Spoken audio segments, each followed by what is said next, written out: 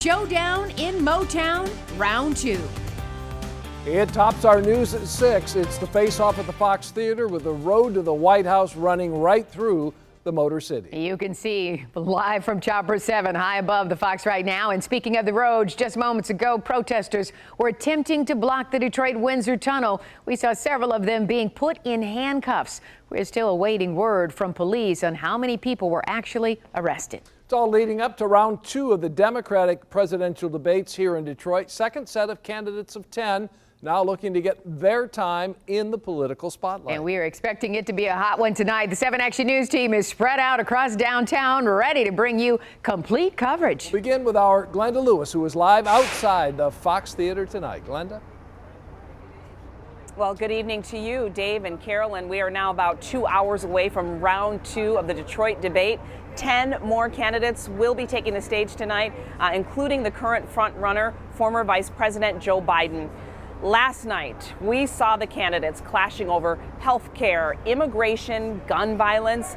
Senators Elizabeth Warren and Bernie Sanders defending themselves against several moderators who were trying to keep their campaigns alive. But the most Googled debater was author and activist Marianne Williamson. That honor belonged to Sanders leading up to last night.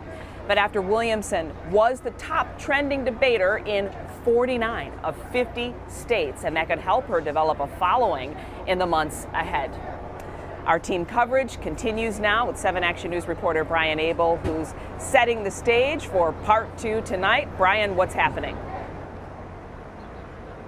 Well, Glenda, you talked about that clash. There was a clear divide between the candidates last night, ones with more progressive ideas, healthcare for all, for example, and the more moderate plans. But I talked with voters as well as ABC's political director, who says to expect a different dynamic tonight. What can we expect from tonight? This is Joe Biden's night. He didn't have his name spoken once through the entire evening on night 1, but this is going to be an entirely different ballgame. He is going to be center stage. He's going to be flanked by Kamala Harris and Cory Booker, 2 African-American senators who have talked about his position on racial issues as important in this campaign. And you're going to have a whole bunch of candidates on the wings who only have someplace to go up if they take on Joe Biden. So he's going to take a whole lot of incoming about his record, and his people say he's ready for the fight. Here's who he'll be fighting with. The final 10 of the 20 candidates for the second of the 2-night debate. Michael Bennet, Kirsten Gillibrand, Julian Castro, Cory Booker, Joe Biden, Kamala Harris, Andrew Yang, Tulsi Gabbard, Jay Inslee, and Bill de Blasio.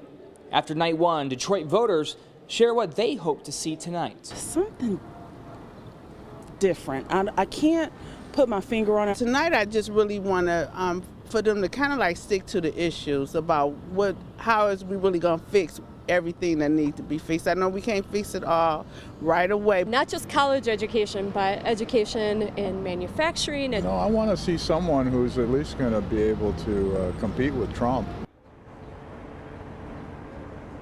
And again, only about half of the candidates on stage have qualified for the next debate in September. So for many of these candidates, it's do or die time because it's hard to continue a campaign if you can't get on the debate stage. So a consequential night is getting set up again for tonight. Glenda, back to you.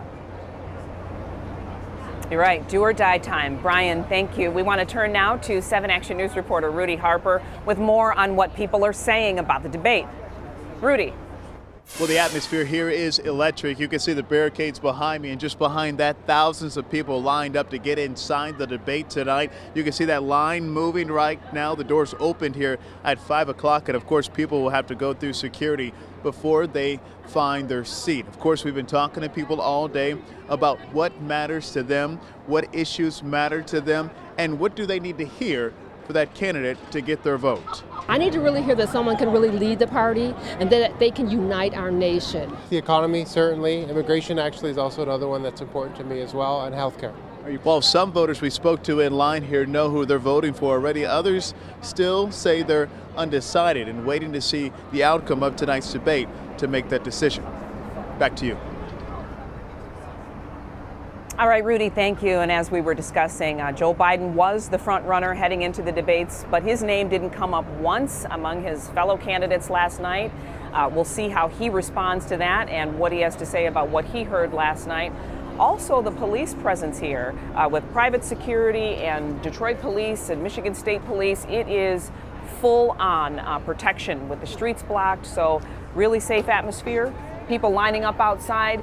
Carolyn, I'm going to send it back to you in the studio. Certainly a big night, Glenda, especially with the former vice president on hand and a lot of people waiting to see how he's going to react, especially after what happened in the last debate. Punches will be thrown, I'm sure, tonight. That's right, and endorsed already by Detroit Mayor Mike Duggan. Yeah. Is the former vice president. So Oh, yeah. It should be an interesting night, Glenda. Thank you for the coverage down there. It'll continue, of course, on WXYZ.com. We have a complete debate guide for you with everything you need to watch for tonight. Do a full recap of night one. The link is right there on the homepage.